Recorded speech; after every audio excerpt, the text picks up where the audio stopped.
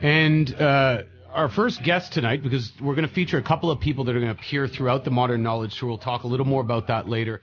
But is somebody that I think a lot of people found through these, new platforms that we're talking about. And, a guy that's, essentially based in Ireland, who, let's say 20 years ago, you'd either have to go there or catch him at a tour. You've been able to go to YouTube and his site and be able to listen to the many DVDs and specials he's put on. One of the true pioneers in terms of esoteric knowledge research, but really one of the people who have, I think, been at the forefront of illuminating a lot of new people that have come to this. It's great that you're going to be able to bring him to Canada and make him part of the tour, but we're lucky enough because of this new technology to be able to bring Michael to us tonight via Skype. Michael Tsarion, how are you? Hello, Richard. It's nice to be on your show, and thanks for that great introduction to what we're doing. Yeah, and we're here with Chris and Dave Whitehead, and obviously you're familiar with those guys, but talk to us a little bit about what we just were talking about there, Michael, the evolution, because, not everybody's been around as long as you have, and I'm not trying to age you here, but in terms of really being a person who had the boots on the ground, who was a trailblazer pre-internet. And then now all of a sudden the absolute explosion of people sort of waking up and finding information in this time. How has that been to sort of, sit back and observe? Well, I've been actively involved in it because there's not a single message of mine, that could have got out without it, because it's impossible to imagine for a moment I wasn't even alternative. Say I was doing something even almost mainstream, to try and peddle your own book, to try and wave your own, blow your own trumpet. Even that people find very difficult in the mainstream.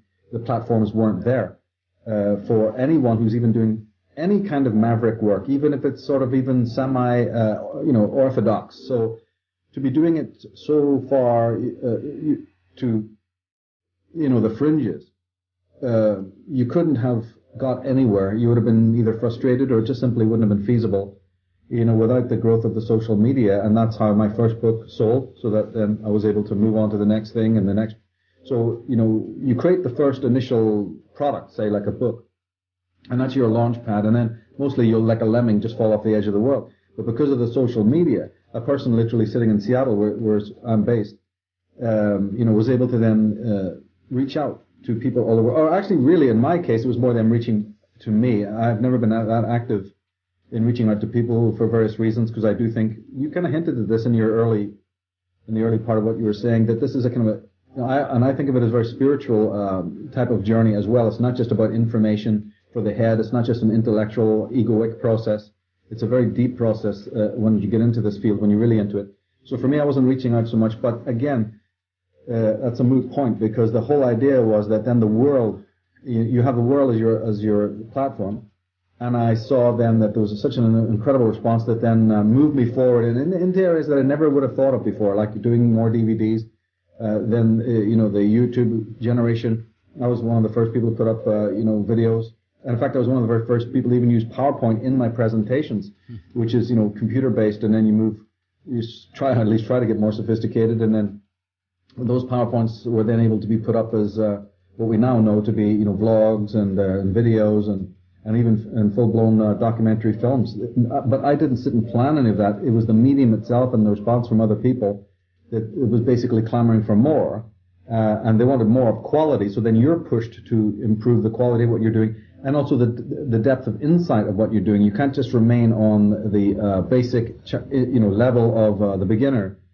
You've got, as Chris was saying there, to slightly move forward, bring more to people, dig deeper yourself in your own personal life for this information, so that there's a sort of a graduation and a matriculation, as opposed to just reciting the same old stuff without a single original idea, which is a lot of what people are doing. So it's always important to keep close to your mentors, study hard what they're saying, try to weed out some of the, I wouldn't say disinformation, that's a bad word, but just maybe a little bit of stuff that's not quite thought out. My work very much deals with that, and trying to perfect the rough edges of other people's work and the X factors of other people's work, and push the psychology, philosophy themes as well a little bit for people, so they, you're not talking down to them. People have come out of ordinary colleges and even sometimes universities, so I don't talk down to people. I think they're quite capable of grasping this. I think the desire is there.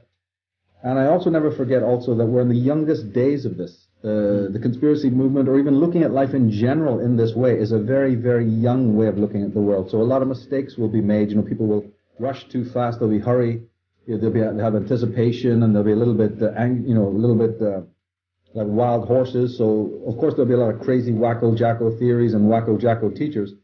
But that's only because these are the early days of the human race to have a perspective into the greater power pyramid of how this whole geopolitical system, and even the sort of mind control-based system, in other words, the control of consciousness and the control of politics, how this all works.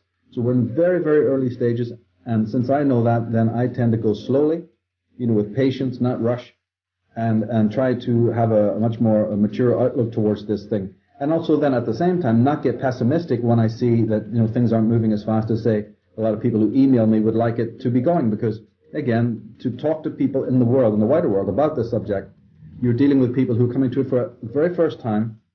It's an idea that has barely been in the world. You can talk back even only a couple of generations with your J.R. Griffins and Eustace Mullins and Gary Allen and, Myron Fagan. I mean, it's not very long back you're going. You're talking only 50 years or so when the giants in this subject launched it. So it's extremely young, and therefore to get impatient about where we're going and get all bleak about it, is really not the way to go. We're looking into new frontiers, and we have barely had takeoff, if you really want to look at it in a chronological sense. We've only had barely takeoff. The seatbelts are still on, so, the stewardesses aren't out of their seats yet to bring us the drinks, so be patient and be loving with the information. Have tremendous patience with oneself. This is my message to people who are new to this, or even some seasoned beginners who are getting very jaded. It's a wonderful, wonderful time, like you said in your introduction. We're in a special time, and I just wanted to highlight that. We're in a special time. It's a time that none of our forefathers ever enjoyed. Maybe one or two individuals in millions in the past ever had the insights that we're capable of having, and the social media, by all means, is an extremely crucial, essential part of that understanding. Well, and one of the things that comes up a lot, let's say in the sort of esoteric knowledge, is the as above, so below, and I find that can be interpreted in a lot of different ways, and that can even be applied to the Gandhi, the Gandhi statement of be the change, right? Be the change you want to see in the world. Because I think, to your point, this is, like you said, it's the nascent times for this absolutely crazy overload of information, of insight into things we never thought we'd see behind the curtain. And of course that creates all sorts of crazy emotional responses that we're, quite frankly, as a species, not prepared. We're not emotionally intelligent to handle such incredible knowledge, and again, sort of, a perspective to see who's really at the top of the pyramid.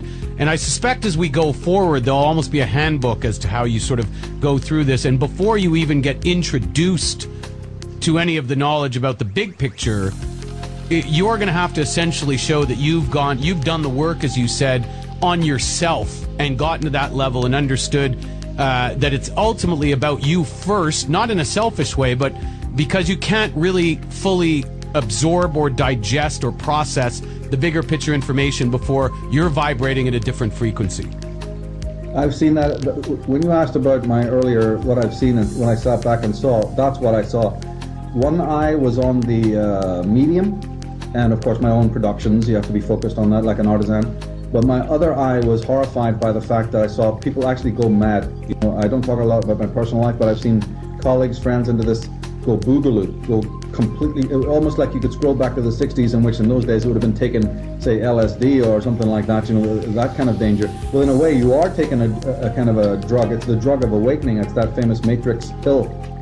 And they don't have that manual. So the last chapters of my Atlantis book were so deeply motivated by that, to give that kind of handbook. Here's how the thing can be framed. Here's one way it can be framed, a very important way. My last book, Disciples of the Mysterium, was a whole book, 400 pages, to try and bring that, as you say, manual to people so they get to grips with this, because you're quite right. It is Socratic, it is alchemical, it is hermetic. Thomas Vaughan, the great alchemist, said that earthly things are in heaven and heavenly things are in earth.